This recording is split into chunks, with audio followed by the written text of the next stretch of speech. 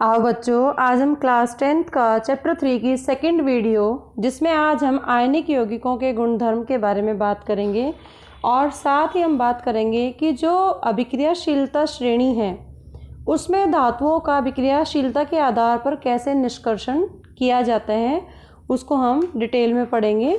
तो आइए देखते हैं कि फर्स्ट जो फ्रंट में आपको दिख रहा है सोडियम और क्लोरीन, जब ये आपस में कंबाइन करते हैं तो सोडियम एक इलेक्ट्रॉन लॉस करता है और क्लोरीन एक इलेक्ट्रॉन गेन करता है। इसका मतलब सोडियम लॉस करेगा तो पॉजिटिव आयन बनाएगा, क्लोरीन गेन करेगा तो नेगेटिव आयन बनाएगा। और पॉजिटिव नेगेटिव आयन जब एक्सचेंज करते हैं इलेक्ट्रॉन्स आपस में तो उनके बीच में जो बॉन्ड बनता है उसे आयनिक बॉन्ड कहते हैं। इसी के बारे में कुछ प्रॉपर्टीज़ पढ़ते हैं कि जब ये आयनिक यौगिक बनते हैं तो उनकी क्या प्रॉपर्टीज़ हैं, उनके गुण क्या हैं। सबसे पहले आयनिक बॉन्ड या आबंध किसे कहते हैं? जब एक एटम और दूसरे एटम को इलेक्ट्रॉन का कंप्लीट ट्रांसफ़र करता है और उसके बीच में जो बॉन्ड बनता है उस बॉन्ड को आयनिक बॉन्ड या आबंध कहते हैं। जैसे सोडियम फ्लोराइड है, ये भी एक आयनिक बॉन्ड है या इलेक्ट्रोवैलेंट बॉन्ड भी इसको बोलते हैं। तो आइए इसकी कुछ फिजिकल प्रॉपर्टीज़ के बारे में बात करते हैं। सबसे पहले है भौतिक प्रकृति। जो आयनिक कंपाउंड्स हैं, जो आयनिक यौगिक हैं, वो मोस्टली सॉलिड होते हैं। सॉलिड क्यों होते हैं? क्योंकि इनके धन और ऋण आयनों के बीच में आकर्षण बल ज़्यादा होता है, जिसकी वजह से ये कठोर भी होते हैं और ये क्रिस्टल की फॉर्म में इनका स्ट्रक्चर होता है। और मोस्टली अगर हम दाब डालेंगे इनके ऊपर, ये बहुत ही ऐसे पीसेस में है वो टूट जाते हैं। अगर हम ज़्यादा प्रेशर डालेंगे इसके ऊपर, किसी भी आयनिक यौगिक के ऊपर, तो वो छोटे छोटे पीसेस में टूट जाते हैं। सेकेंड प्रॉपर्टी इसकी गलनांक और क्वथनांक। आयनिक जो यौगिक है उनका गलनांक और क्वथनांक बहुत ज़्यादा होता है, क्योंकि उनमें इंटर जो आयनिक अट्रैक्शन है, मतलब उनका जो अंतर आयनिक आकर्षण है, उसको तोड़ने के लिए हमें पर्याप्त ऊर्जा की आवश्यकता होती है। इसलिए उसको अगर ज़्यादा ऊर्जा की आवश्यकता पड़ेगी तो उनका जो गलनांक और क्वथनांक है वो ज़्यादा होगा। उसके बाद थर्ड प्रॉपर्टी इसकी घुलनशीलता। आयनिक जो कंपाउंड्स हैं वो जनरली घुलनशील होते हैं, किसमें? जल में।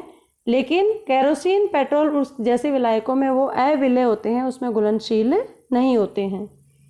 चौथी प्रॉपर्टी है विद्युत चालकता, मोस्ट इम्पॉर्टेंट, कि इसके अंदर चार्ज आयन्स हैं, पॉजिटिव और नेगेटिव। जैसे हमने बोला कि जब पॉजिटिव और नेगेटिव आयन्स आपस में कंबाइन होते हैं तो उनके बीच में आयनिक बॉन्ड बनता है। तो इसका मतलब ये आयन्स का मूवमेंट है इसके अंदर, चार्ज आयन्स का। और ये जो सॉल्यूशन होता है इनका, जो विलेन है आयनिक कंपाउंड्स का, पानी के अंदर जब इसको हम घोलेंगे, माना कि सोडियम क्लोराइड है, सोडियम क्लोराइड और पानी को जब हम घोलेंगे, जो घोल बनेगा उसमें और इसमें से इलेक्ट्रिसिटी पास करेंगे। जैसे ऊपर दिख रहा है ये सोडियम क्लोराइड का घोल है, मोल्टन NaCl लिखा हुआ। मोल्टन का मतलब ये गलित अवस्था में है, ये सॉल्यूशन के फॉर्म में है, सॉलिड नहीं है ये। तो जो सोडियम आयन पॉजिटिव आयन है वो नेगेटिव की तरफ जाएंगे और नेगेटिव आयन क्लोराइड आयन से वो पॉजिटिव, मतलब एनोड पर क्लोरीन गैस फॉर्म होगी और कैथोड पर सोडियम आयन्स डिपॉजिट होने शुरू हो जाएंगे। और इस तरीके से कंडक्शन ऑफ इलेक्ट्रिसिटी होगा आयन्स का from positive to negative, anode to cathode. इसका मतलब विद्युत के चालक हैं ये, क्योंकि आयन्स में टूट जाते हैं। अब एक क्वेश्चन इसमें जो मोस्ट इंपॉर्टेंट हमेशा आता है कि जो आयनिक कंपाउंड है वो ठोस अवस्था में विद्युत के चालक नहीं है। क्यों नहीं है? क्योंकि ठोस अवस्था में आयन्स का मूवमेंट नहीं होता, वो रिजिड स्ट्रक्चर होता है, वो फ्री नहीं होते, जिसकी वजह से विद्युत है वो पास नहीं होती। हमेशा आयनिक कंपाउंड्स हैं वो मोल्टन स्टेट में, गलित अवस्था में ही इलेक्ट्रिसिटी कंडक्ट करते हैं, सुचालक होते हैं, क्योंकि उस टाइम उनके जो आयन्स होते हैं, अपोजिट चार्ज आयन्स होते हैं, उनको ओवर करने के लिए वो हीट प्रोवाइड करते हैं और हीट की वजह से उनमें अट्रैक्शन कम हो जाता है, जिसकी वजह से आयन्स मूव करते हैं फ्रीली और वो विद्युत का चालक बन जाते हैं। नेक्स्ट आता है कि जो धातुएं हैं वो कैसे प्राप्त की जाती हैं, उनकी प्राप्ति कैसे होती है। जो अर्थ की जो ऊपर वाली पट्टी होती है, भूप्रपट्टी जिसको हम बोलते हैं, वही धातुओं का मुख्य स्रोत होता है। जैसे समुद्र का जो पानी है, जल है, उसमें भी बहुत सारे उसमें नमक घुले हुए होते हैं, जिसकी वजह से खारा पानी होता है समुद्र का। और वो नमक कौन से हैं? सोडियम क्लोराइड और मैग्नीशियम क्लोराइड्स। जैसे फिगर दिख रही है इसमें, ब्लैक कलर का जो दिख रहा है, ये इस तरह के खनिज जो पृथ्वी के अंदर पाए जाते हैं। और खनिज में जो धातुएँ होती हैं उनको हम अयस्क कहते हैं। अयस्क है जिसमें धातु मैक्सिमम मात्रा में प्रेजेंट होती है। तो बहुत सारे तत्व और यौगिक हैं जो नेचुरली अर्थ की ऊपरी सतह पर पाए जाते हैं, उन्हें हम खनिज कहते हैं। लेकिन कुछ प्लेसेस पर ऐसे खनिज भी होते हैं जहाँ पर हाई परसेंटेज ऑफ धातु उसके अंदर पाई जाती है और उसको हम प्रॉफिट के तौर पर उस धातु को अलग से निकाल लेते हैं। और ऐसे खनिज जहाँ पर मेटल्स को एक्सट्रैक्ट किया जाता है प्रॉफिट के लिए या आसान तरीके से, उसको हम अयस्क कहते हैं। मतलब धातु को निकालना जाता है जिस खनिज से, उसको अयस्क कहते हैं। इसका मतलब जो सभी अयस्क होते हैं वो सारे के सारे मिनरल्स है, क्योंकि हमें खनिज से ही मिला है वो, लेकिन जरूरी नहीं कि सारे खनिज क्या हो, अयस्क हो। उसके बाद नेक्स्ट आता है कि धातुओं का निष्कर्षण कैसे होता है। धातुओं को हमने पिछली फर्स्ट वीडियो में भी बताया कि धातुओं की रिएक्टिविटी सीरीज होती है जिसमें कुछ धातुएं हाईली रिएक्टिव होती हैं, कुछ मिडल होती हैं, कुछ लो होती हैं। जैसे sodium, potassium, calcium, magnesium, aluminium, ये बहुत ही रिएक्टिव मेटल्स होती हैं, तो इनको विद्युत अपघटन के द्वारा सेपरेट किया जाता है। उसके बाद है कार्बन, जिंक, आयरन, स्टेंशियम, लेड, इनको कार्बन के उपयोग से अपचयन किया जाता है। उसके बाद लेस रिएक्टिव मेटल्स आते हैं, कॉपर और मरकरी, वो डायरेक्टली हीट करके उनको रिड्यूस किया जा सकता है। उसके बाद सबसे कम होती हैं सिल्वर और गोल्ड, जो कि प्रकृति में फ्री अवस्था में ही होती हैं, जो प्राकृतिक अवस्था में उपस्थित होती हैं और किसी के साथ अभिक्रिया नहीं करती। अब हम बात करते हैं धातुओं का निष्कर्षण का। हम एक थोड़ा सा फ्लो चार्ट देख लेते हैं। सबसे पहले पृथ्वी में हमें खनिज मिलते हैं, खनिज में अयस्क होते हैं जहाँ से धातु को निकाला जाता है। तो ओर है, ओर की सांद्रता है, उसमें 3 तरह की धातुएं हो सकती हैं। एक हाईली रिएक्टिव भी हो सकती हैं, उच्च अभिक्रियाशील वाली धातुएं भी हो सकती हैं, मध्यम भी हो सकती हैं या निम्न भी हो सकती हैं।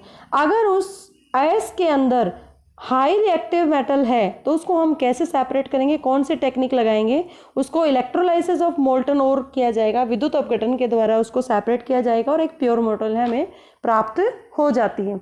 अगर मध्यम नेचर की अभिक्रियाशील वस्तु है या धातु है तो उसके 2 तरीके हैं। अगर वो कार्बोनेट फॉर्म में है या सल्फाइड फॉर्म में है, किस तरह का एस्क बना। अगर कार्बोनेट एस्क है तो उसको हम निस्तापन के द्वारा, कैल्सिनेशन के द्वारा सेपरेट करेंगे। अगर सल्फाइड एस्क है तो उसको रोस्टिंग या भृंजन विधि के द्वारा सेपरेट करेंगे। और दोनों विधियों में जो हमें प्रोडक्ट मिलता है वो हमें धातु के ऑक्साइड के फॉर्म में ही मिलेगा। फिर हम उस धातु का अपचयन करेंगे कार्बन की हेल्प से या हाईली रिएक्टिव डिस्प्लेसमेंट मेथड से, जो भी मेथड होगा। उसके बाद धातु को शोधन किया जाता है। निम्न अभिक्रियाशील धातुएं होती हैं जिसमें सल्फाइड एस्क होता है, और सल्फाइड एस्क का जैसे हमने मध्यम में किया ऐसे ही लिस्ट रिएक्टिव मेटल्स के अंदर उसको भृंजन विधि के द्वारा सेपरेट किया जाएगा और भृंजन में वही सीधा धातु में बदल जाएगी और उसको प्यूरिफाई कर लिया जाएगा। तो एक छोटा सा फ्लो चार्ट था कि किस तरीके से हम अलग अलग धातु को निष्कर्षित करेंगे। तो सबसे पहले है एस्क का इनरिचमेंट किसे कहते हैं, उसका स्मृतिकरण क्या है। बहुत सारे जो एस्क होते हैं वो इम्प्योर कंपाउंड्स होते हैं मेटल के, और उसमें बहुत सारी इम्प्योरिटीज़ होती हैं, वो प्योर अवस्था में नहीं होते हैं। पृथ्वी के जो खनिज एस्क होते हैं उसमें मिट्टी भी हो सकती है, रेत भी है, बहुत सारी अशुद्धियाँ होती हैं जिन्हें हम गैंग कहते हैं। और उसमें सैंड भी हो सकता है, रॉकी मटेरियल भी हो सकती है, अर्थ पार्टिकल है, लाइमस्टोन है, माइका है, बहुत सारी इम्प्योरिटीज़ उसके अंदर प्रेजेंट होती हैं। और उस एस्क के अंदर जो इम्प्योरिटीज़ हैं, अशुद्धियाँ हैं, उसे गैंग कहा जाता है। और किसी भी धातु को एक्सट्रैक्ट करने से पहले वो डिपेंड करता है कि उसकी फिजिकल और केमिकल प्रॉपर्टीज़ उस एस्क की और उस गैंग की क्या है, इसलिए डिफरेंट टेक्निक्स हैं वो अप्लाई की जाती हैं। और गैंग को रिमूव जब किया जाता है तो उसमें हमें एक सांद्रित एस्क मिल जाता है जिसमें चांसेस होते हैं कि उसमें हायर परसेंटेज ऑफ धातु है वो निकल सके। और जब इस जो कॉन्सेंट्रेटेड है, जब उसमें इम्प्योरिटी हट जाती है एस्क के अंदर, ओर में से इम्प्योरिटीज़ को हटा दिया जाता है, गैंग को हटा दिया जाता है, तो उसे कहते हैं हम एनरिचमेंट ऑफ ओर। मतलब उसमें चांस ज़्यादा है धातु के निकालने के। जैसे कि आप फिगर में देख रहे हो, नीचे गैंग लिखा हुआ है, जो पार्टिकल्स नीचे सबमिट हो गए हैं या डिपॉजिट हो गए, नीचे आके बैठ रहे हैं, उनको गैंग है, जो कि सेपरेट हो जाएगा इसमें से। That is called enrichment of ore या एस्को का स्मृतिकरण।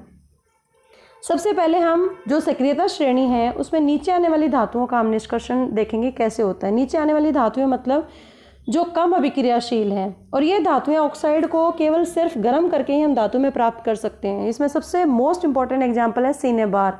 सिनेबार एक ओर है किसकी, मरकरी की। जैसे ये रॉक दिख रही है सिनेबार, सिनेबार एक एस्क है, ओर है ये, और इसमें मरकरी पाई जाती है। मरकरी मेटल इसमें हाई रेशो में होती है।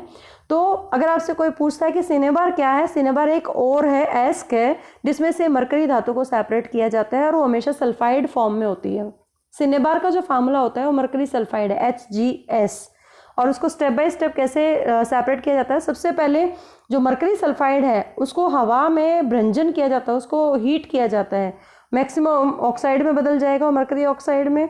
फिर उसको दोबारा हीट करते हैं तो वो मरकरी और ऑक्सीजन के अंदर कन्वर्ट हो जाता है और हमें मरकरी धातु है और लिक्विड फॉर्म में बहुत अच्छे से प्योर फॉर्म में हमें प्रोड्यूस हो जाती है। तो सिंपली हीटिंग के द्वारा हम निम्न श्रेणी की जो धातुएं हैं उससे हम धातु को सेपरेट कर सकते हैं। इसी का एक दूसरा एग्जाम्पल है कि कॉपर भी एक ऐसी धातु है जो निम्न अभिक्रियाशील है, उसको कैसे सेपरेट किया जाए। ये कॉपर ग्लैंस की फॉर्म में होती है, कॉपर धातु कॉपर सल्फाइड की फॉर्म में होती है, और जब सल्फाइड होता है कोई भी तो उसको हम रोस्टिंग के द्वारा ऑक्सीजन पर्याप्त मात्रा में देंगे, उसमें हीट करेंगे तो कॉपर ऑक्साइड बन जाएगा। फिर जो ऑक्सीजन की सप्लाई को रोक देंगे, एयर की एब्सेंस में जो कॉपर ऑक्साइड हमें पहले स्टेप में मिला और सेकंड स्टेप में कॉपर सल्फाइड, इन दोनों को अभिक्रिया कराएंगे और कॉपर मेटल हमें प्राप्त हो जाएगी, और साथ में सल्फर डाइऑक्साइड जो कि एक पंजेंट स्मेल है, बदबूदार स्मेल होती है इसकी, वो गैस हमें प्राप्त हो जाती है। नेक्स्ट आता है कि जो सक्रियण श्रेणी के मध्य में जो स्थित हैं धातुएं, उनका निष्कर्षण कैसे किया जाता है। मध्य में जैसे हमने देखा था कि वो धातुएं या तो सल्फाइड की फॉर्म में होती हैं या कार्बोनेट एस्क होता है। तो अगर कार्बोनेट एस्क है तो कैल्सिनेशन है, कैल्सिनेशन मतलब निस्तापन। और कैल्सिनेशन क्या प्रक्रम है, जब कार्बोनेट एस्क को सीमित वायु में अधिक मात्रा पर गर्म करने से ये ऑक्साइड में परिवर्तित हो जाता है, इस प्रक्रिया को निस्तापन या कैल्सिनेशन कहते हैं। और कुछ लेस रिएक्टिव ऑक्साइड हैं जैसे जिंक है, आयरन है, निकल, टिन, लेड, कॉपर, ये यूजुअली कार्बन के द्वारा अपचयित किए जाते हैं, इसलिए इनको रिड्यूसिंग एजेंट कहते हैं, अपचायक एजेंट कहते हैं। और इसमें आप देख सकते हो जिंक कार्बोनेट है, ये कार्बोनेट एस्क है, इसका कैल्सिनेशन हुआ, लिमिटेड सप्लाई दी इसको ऑक्सीजन की, जिंक ऑक्साइड में बदल गया कार्बन डाइऑक्साइड। और जो जिंक ऑक्साइड उसका अपचयन किया गया कार्बन के साथ, तो कार्बन के साथ अपचयन करने के बाद जिंक मेटल मिली हमें और साथ में कार्बन मोनो ऑक्साइड। इस तरीके से कार्बन रिड्यूस करती है मेटल ऑक्साइड्स को फ्री मेटल के अंदर, जिसको अपचयन कह सकते हैं। नेक्स्ट आता है इसी का पार्ट, मध्यम श्रेणी वाली जो धातुएं हैं उनका निष्कर्षण। सेकंड, अगर मध्यम श्रेणी की धातुएं अगर वो सल्फाइड फॉर्म में होती हैं तो उसको हम भ्रंजन या रोस्टिंग विधि के द्वारा सेपरेट करते हैं। और भ्रंजन क्या है, जब किसी भी सल्फाइड एस्क को वायु की उपस्थिति में अधिक ताप पर जब हम गर्म करते हैं, उसको ज़्यादा करेंगे तो ऑक्साइड में बदल जाएगा। जैसे जिंक ब्लैंड है, जिंक सल्फाइड है, उसको एयर दी मैक्सिमम अमाउंट में, zinc oxide plus sulphur dioxide में कन्वर्ट हो जाता है। फिर उसको हम दूसरे मेथड, एक फ्री मेटल जो मिलने के लिए हम एक रिड्यूसिंग एजेंट यूज करते हैं, उसमें कार्बन के अलावा हम कार्बन मोनोऑक्साइड या कोई भी हाईली रिएक्टिव मेटल जैसे सोडियम, कैल्शियम, एल्यूमिनियम, जो कि एक विस्थापन अभिक्रिया के द्वारा हमें धातु, प्योर धातु निकालने में हेल्प करती है। उसके बाद आते हैं कि कुछ, जैसे हमने अभी तक कार्बन के साथ अपचयन किया था मेटल ऑक्साइड का और उससे प्योर धातु मिली थी मध्यम श्रेणी की, लेकिन इसका एक ऑल्टरनेट मेथड है। अगर कार्बन के साथ अपचयन नहीं करना है तो हमें हाई रिएक्टिव मेटल के साथ उसको अपचयन किया जा सकता है, उसको विस्थापित किया जा सकता है, विस्थापन अभिक्रिया का उपयोग भी किया जा सकता है। उसके लिए एक एग्जाम्पल है कि जो मैग्नीज और क्रोमियम जैसी धातुएं हैं, उनको जो ऑक्साइड्स हैं उसको अपचयन करने के लिए एल्यूमिनियम पाउडर का इस्तेमाल किया जाता है, जिससे मैग्नीज धातु अलग हो जाएगी और एल्यूमिनियम ऑक्साइड, उसमें बहुत ज़्यादा हीट निकलती है और ये एक्सोथर्मिक रिएक्शन है, ऊष्माक्षेपीय अभिक्रिया है, और इस तरीके से हम एक प्योर धातु है वो निकाल सकते हैं। उसके बाद इसी तरीके से एक बार बार क्वेश्चन आता है, थर्मेट अभिक्रिया किसे कहते हैं। थर्मेट अभिक्रिया क्या है, इसके अंदर जब कोई भी एक धातु ऑक्साइड का अपचयन धातु निकालने के लिए, बनाने के लिए, जब एल्यूमिनियम की पाउडर के साथ किया जाता है, धातु ऑक्साइड मतलब जैसे आयरन ऑक्साइड Fe2O3 जैसे एग्जांपल ले रखा, और इसमें एल्यूमिनियम पाउडर लिया तो क्या बनाया इसने, आयरन धातु अलग निकल गई और एल्यूमिनियम ऑक्साइड प्लस हीट, तो इससे बहुत मात्रा में हीट का लॉस, इवोल्यूशन होता है और आयरन मेटल है वो मोल्टन स्टेट में प्रोड्यूस होती है। और जो थर्मेट अभिक्रिया है इसका उपयोग कहाँ पर होता है, जो रेल की पटरियां हैं और जो मशीनी पुर्जे हैं, जब इनकी दरारें आ जाती हैं इनके अंदर, उसको जोड़ने के लिए थर्मेट अभिक्रिया का प्रयोग किया जाता है। एक तरह से वेल्डिंग प्रोसेस के लिए इसका इस्तेमाल किया जाता है।